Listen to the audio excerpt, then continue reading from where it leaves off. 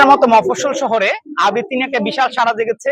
46টি শিক্ষা প্রতিষ্ঠান থেকে প্রায় 7 শতাধিক প্রতিযোগী অংশগ্রহণ করেছিল। গান আর নাচ সবাই পছন্দ করে। আবৃত্তি বরাবরই একটু আলাদা, খটোমটো, অনেকেই আবৃত্তি শুনতে খুব আগ্রহ। শ্রীমঙ্গলের মতো মফস্বল শহরে আবৃত্তি নিয়ে একটা বিশাল সাড়া জেগেছে। 46টি শিক্ষা প্রতিষ্ঠান থেকে প্রায় 7 শতাধিক প্রতিযোগী অংশগ্রহণ করেছিল। গান আর নাচ সবাই পছন্দ করে।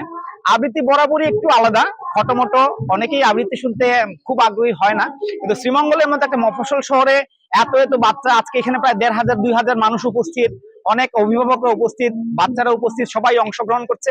একটা উৎসবের পরিবেশ, এই উৎসব চলমান, উৎসবের আজ প্রতিযোগিতা চলছে।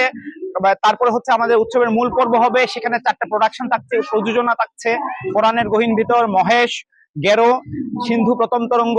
তারপরে যত প্রতিযোগী অংশগ্রহণ করছে 390 জনকে এখানে পুরস্কৃত করা হবে। এই পুরো প্রতিযোগিতা বিচারকদের ভোটে প্রথম 10 জন করে প্রতি বিভাগে পুরস্কার দেওয়া হবে। সাথে হচ্ছে পুরো প্রতিযোগিতা 3টা পেজ থেকে ফেসবুক লাইভ হচ্ছে। শ্রীমঙ্গল আবৃত্তি উৎসবের ফেসবুক পেজ থেকে লাইভ হচ্ছে। লাইভে ভোট নিয়ে জনবাছাইয়ে আমরা প্রতিযোগিতাকে বেছে নিব। 3টা ধাপে পুরস্কার দেওয়া হবে। একটা হচ্ছে বিচারকদের রায়ে প্রথম 10 জন, তারপর হচ্ছে ফেসবুক লাইভের যে ভোট, সেখানে জনবাছাই থেকে প্রথম 3 জন করে, আর যারা অংশগ্রহণ করছে সবাইকেই পুরস্কার দেওয়া হবে। সবচেয়ে বড় কথা হচ্ছে শ্রীমঙ্গলে আবৃত্তি নিয়ে একটা জোয়ার জেগেছে। শ্রীমঙ্গলের মানুষের মধ্যে আবৃত্তির যে আকাঙ্ক্ষা, একটা এত ছোট একটা মফস্বল শহরে এত মানুষ আবৃত্তির জন্য, পুরো প্রিমিস জুড়ে মানুষ, পুরো এরিয়া জুড়ে মানুষ, ভিক্টোরিয়া উচ্চ বিদ্যালয় উৎসবের প্রাঙ্গণ, একটা বিশাল সারা, উৎসাহ, উদ্দীপনা। সবাইকে আন্তরিক ধন্যবাদ এবং কৃতজ্ঞতা।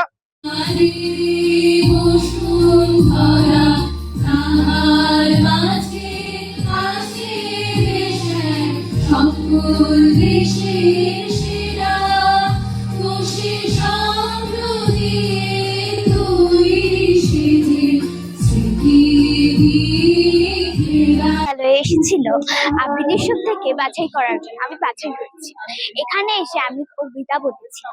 এখানে এসে আমার অনেক ভালো লেগেছে। আমার মেয়ে এই শ্রীমঙ্গল আবৃত্তি প্রতিযোগিতায় অংশগ্রহণ করেছে। সে স্কুল পর্যায়ে নির্বাচিত হওয়ার পরে এখানে অংশগ্রহণ করেছে। সে তার মধ্যে একটা বাড়তি আগ্রহ জন্মেছে। এটা ভালো লাগছে।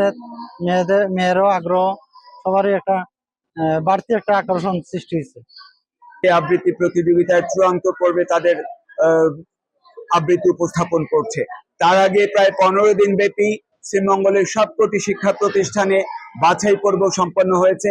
বাছাই পর্বে যারা উত্তীর্ণ হয়েছে তারাই আজকে চূড়ান্ত পর্বে এসেছে। এটা একটি ভিন্ন রকম, একটি অন্যরকম অনুভূতি সৃষ্টি করেছে সারা শ্রীমঙ্গলে।